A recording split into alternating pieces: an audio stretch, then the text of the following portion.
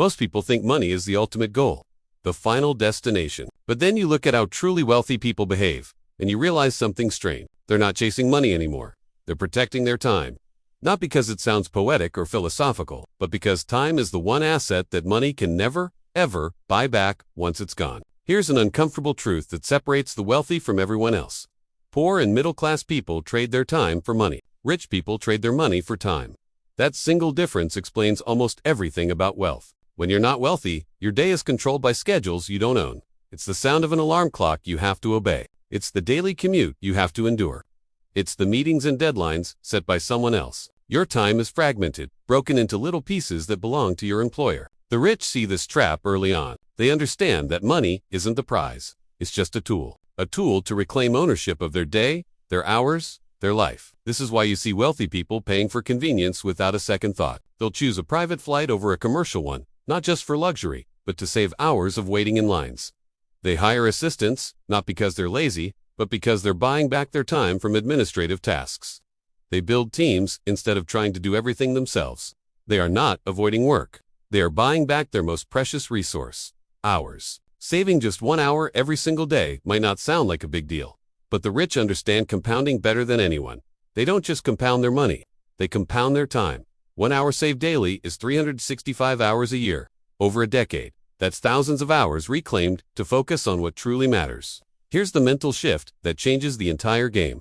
Money has a ceiling. There's a limit to how much money you actually need to live a fantastic life, but there is no limit to how valuable your time becomes once you have full control over it. This is why you see billionaires who still wake up early. It's not because they need to earn more money.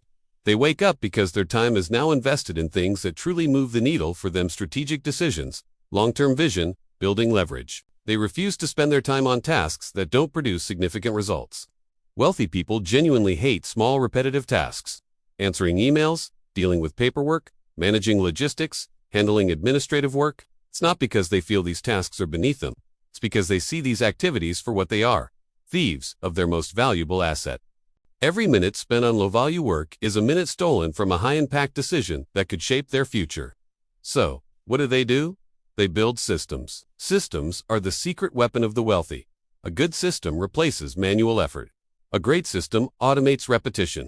A brilliant system liberates your time permanently. Once you build a system that generates income, that money becomes predictable. And honestly, predictable money can be quite boring. What isn't predictable? Your time? You can lose it to unexpected health issues. You can lose it to the natural process of aging. You can lose it to a single bad decision. This is why the rich are obsessed with efficiency. Notice I didn't say hustle.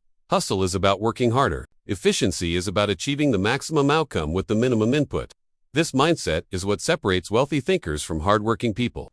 A hard worker looks at an opportunity and asks, how much money will this make me?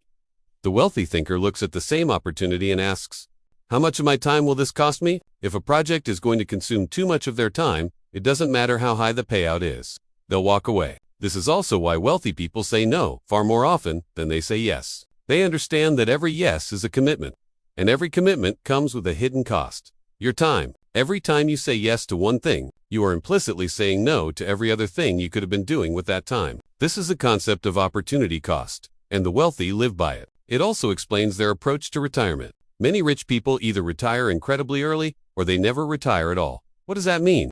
They don't retire from working. They retire from obligations. They stop doing the work they have to do and spend their days only on the work they want to do, the projects that energize them, that give them a sense of purpose and meaning. At this stage, time, not money, becomes the real currency of freedom. And here lies the great irony of how most people approach life. They spend their best, healthiest, most energetic years chasing money, with the hope that they'll get to enjoy their time later in life when they're older and more tired. The rich completely flip that strategy on its head. They focus on building systems and leverage early in their lives, so that time becomes abundant while they still have the health and energy to enjoy it. From the outside, this lifestyle can look unfair. You see the exotic vacations, the flexible schedules, the complete control over their days. What you don't see are the years they spent building leverage instead of just chasing a higher salary. The years they spent investing in assets instead of just spending their income. Remember this: money is renewable.